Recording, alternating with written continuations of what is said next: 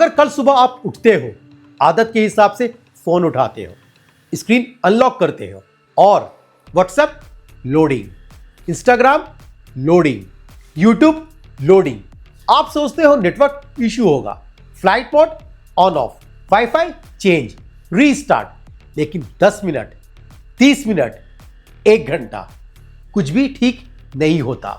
और फिर आपको पता चलता है ये सिर्फ आपका इश्यू नहीं है, पूरा इंडिया सेम प्रॉब्लम फेस कर रहा है।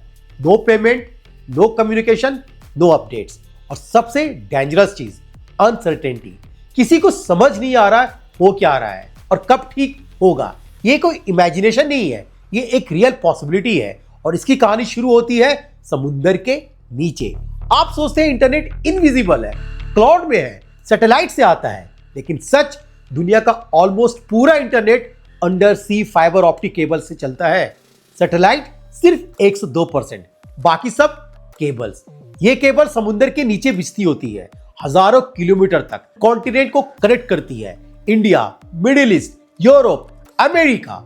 और जब आप एक मैसेज भेजते हो वो हवा में नहीं जाता, वो समुद्र के नीचे ट्रैवल करता है, लाइट पल्सेस के फॉर्म में, मिली सेकेंड्स में। रियलिटी, आपका पूरा डिजिटल वर्ल्ड, आपका पैसा, आपकी जॉब, आपका बिजनेस, सब पानी के नीचे लटक रहा है। एक मैप इमेजिन करो, इंडिया, मिडिल ईस्ट, यूरोप, इन सब के बीच एक नैरो पैसेज है, स्ट्रेट ऑफ हॉर्मुज। ये वही जगह है जहां से ऑयल फ्लो हो रहा है, शिप्स पास करते हैं और इंटरनेट केबल भी। एक्सपर्ट्स इसे बोलते हैं डिजिटल चेक पॉइंट्स।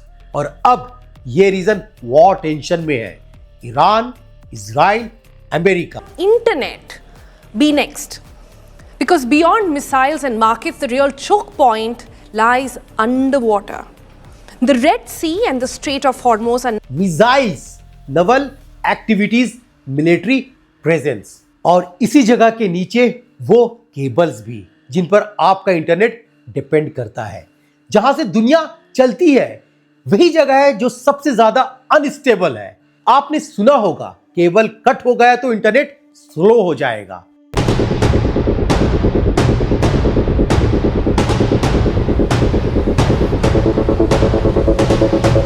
लेकिन एक्चुअल प्रोसेस क्या होता है? समुद्र से 3-4 किलोमीटर नीचे एक फाइबर ऑप्टिक केबल जा रही होती है, एयर से भी पतली, लेकिन उसके अंदर लाइट सिग्नल्स ट्रैवल करते हैं जो आपका डेटा कैरी करता है। आप इमेजिन करो, एंकर ड्रैग हो गया, अंडर वाटर एक्सप्लोजन हुआ या कॉन्फ्लिक्ट डैमेज हुआ, केबल फिजिकली ब्रेक हो जाती है। और एक और इंपॉर्टेंट बात, रिपेयर इंस्टेंटली नहीं होता, वीक्स लग सकते हैं, स्पेशल शिफ्ट चाहिए होता है, वेदर डिपेंडेंसीज होती है। It takes years to rebuild that cable connectivity. Cable संपर्क को दोबारा बनाने में लगभग 1 साल तक का समय लग जाता है। स्टेप 1 नेटवर्क डिटेक्ट करता है route unavailability, step 2 automatic rerouting, and step 3 congestion.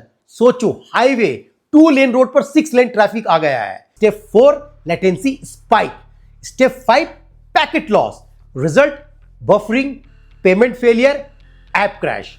और अगर एक नहीं मल्टीपल केबल्स इंपैक्ट हो जाएगा तो सिस्टम ओवरलोड भी हो सकता है। इंटरनेट बंद नहीं होता, इंटरनेट टूटने लगता है और धीरे धीरे अनरिलायबल बन जाता है। इंडिया एक डिजिटल पावर हाउस है, यूपीआई, आईटी, ऑनलाइन इकोनॉमी, लेकिन एक हिडन डिपेंडेंसीज है। इंडिया का international data traffic middle east rod से पास होता है, और सिर्फ डेटा नहीं, ऑयल भी यहीं से जाता है। यानी सेम रीजन, डबल डिपेंडेंसी। आप यूपीआई से पेमेंट करते हो, रिक्वेस्ट जाती है सर्वर तक, कंफर्मेशन वापस आता है। अगर रूट स्लो हुआ, डिले, अगर पैकेट ड्रॉप हुआ, फेलियर, करोड़ों ऑफ ट्रांजैक्शंस स्केल पर है। System stress. Problem internet slow नहीं है, प्रॉब्लम ट्रस्ट ब्रेक होता है। लोग सोचते हैं internet slow is equal to inconvenience, but reality internet is equal to economic backbone.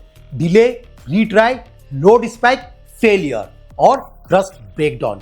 UPI reliable नहीं है, cash shift and panic buying, business impact, orders fail, loss, lay off, stock market crash and lots of latency, panic selling. Internet slow नहीं होता, economic unstable होने का खतरा होता है। सवाल, क्या इंडिया रेडी है? आंसर सिंपल है, इंडिया प्रिपेयर्ड है, लेकिन फुल्ली सेफ नहीं है। इंडिया दुनिया का मेजर ऑयल इंपोर्टर है, 85% ऑयल इंपोर्ट, यानी global disruption is equal to direct impact. Bharat को डर है अगर ये रास्ता बंद हुआ तो इकोनॉमी की रफ्तार परेशान हो सकती है। सरकार ओमान और बाकी देशों के साथ वैकल्पिक रास्तों पर बात कर रही है ताकि तेल की सप्लाई ना रुके।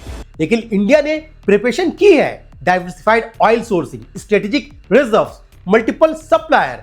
पर शॉर्ट टर्म शॉक्स हैंडल हो सकता है, लेकिन long term conflict is equal to price spike, inflation process, economic stress. India supply manage कर सकता है, प्राइस कंट्रोल नहीं। Digital side redundancy, multiple cables, लेकिन डिपेंडेंसी स्टिल एग्जिस्ट करती है। Agriculture, buffer stock, government reserves, लेकिन फर्टिलाइजर्स इंपोर्ट डिपेंडेंट है। Critical artery not just for oil but also for fertilizer inputs like urea and sulfur. India prepared है, लेकिन immune नहीं है। अगर एस्केलेशन होता है, केबल टारगेट्स बन सकता है, क्योंकि इनविजिबल हाई इंपैक्ट। आप एक सिनेरियो इमेजिन करो, 2-3 केबल्स हिट हुए, रीजनल डिस्ट्रप्शन होगा, फाइनेंशियल इनस्टेबिलिटी आएगी, कम्युनिकेशन ब्रेकडाउन होगा। वार दिखे या ना दिखे, सबसे पहले इंटरनेट फील करेगा। फुल ब्लैकआउट रेयर है, लेकिन स्लोडाउन रियल है। डिस्ट्रप्शन पॉसिबल है, इनस्टेबिलिटी सर्टेन है। और अगर आपको लग रहा है ये सब सिर्फ इंटरनेट तक लिमिटेड है, तो रियल इंपैक्ट अभी शुरू नहीं हुआ है। Now, food could be next. Global headlines have been focused on oil, about how oil tankers are stuck in the Strait of Hormuz, but there are other vessels in those waters too. अब हम बात करते हैं food item की। Food simple नहीं है, एक complex system है।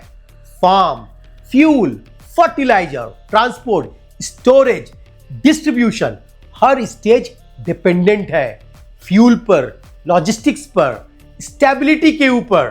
फ्यूल महंगा, ट्रांसपोर्ट महंगा, फूड महंगा, फर्टिलाइजर कॉस्ट अप हुआ, नेक्स्ट क्रॉप इंपैक्ट होगा। फूड क्राइसिस आज नहीं है, अगले सीजन से शुरू होता है। ट्रांसपोर्ट डिले हुआ, spoilage, milk, vegetables, fruits shortage हुआ, और इंपोर्ट, एडिबल ऑयल, फर्टिलाइजर, और ये डिले हुआ तो प्राइस स्पाइक होगा, अवेलेबिलिटी रिड्यूस होगा, और इसका इंपैक्ट डायरेक्ट मार्केट के ऊपर। सेम शेल्फ, हाई प्राइस, लो स्टॉक। शॉर्टेज एक दिन में नहीं आता, वो साइलेंटली बिल्ड होता है। और सबसे डेंजरस चीज, लोग पैनिक बाइंग करना शुरू कर देते हैं। होर्डिंग, सिस्टम क्राइसिस डेंजरस नहीं होता, लोग उसे डिजास्टर बना देते हैं। आज इंटरनेट स्लो हुआ है, कल पेट्रोल महंगा होगा, और परसों ग्रॉसरी बिल बढ़ेंगे, और फिर आपकी प्लेट चेंज होगी। अगर ये सिचुएशन बढ़ती है तो आपको सबसे पहले न्यूज़ नहीं मिलेगी, आपको सबसे पहले फील होगा जब आप ग्रोसरी लेने जाओगे और चीज़ें या तो महंगी होगी या मिसिंग होगी।